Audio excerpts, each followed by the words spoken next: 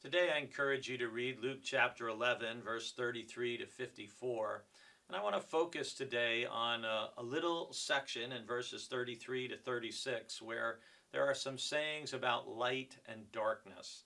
Specifically, I want to read verses 34 and 35 where Jesus says, "Your eye is the lamp of your body.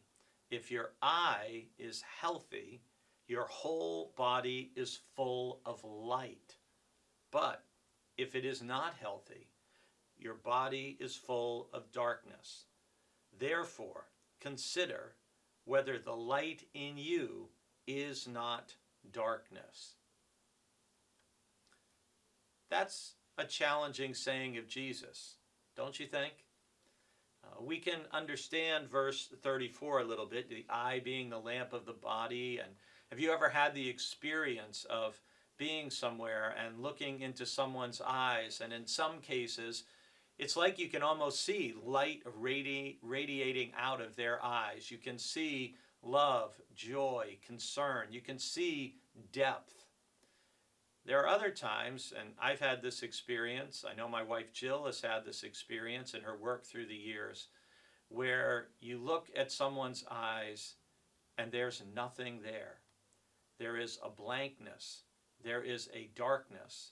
And in some cases, there's even something that gives you concern or fear of what is in that other person.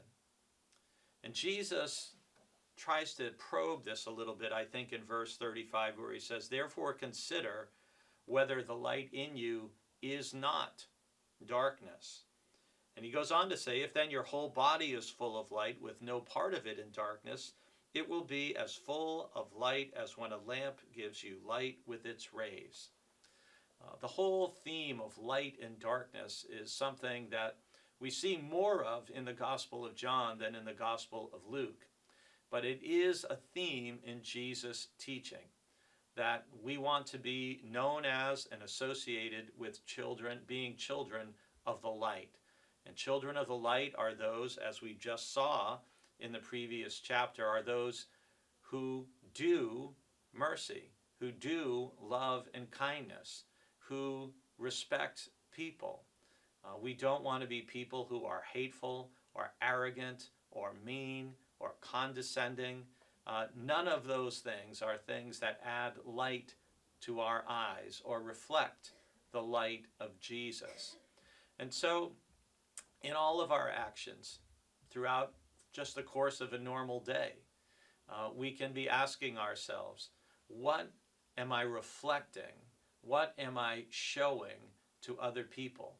Are people perceiving light and love and joy in me? Or are they receiving something else? And is what they're receiving what I want them to receive?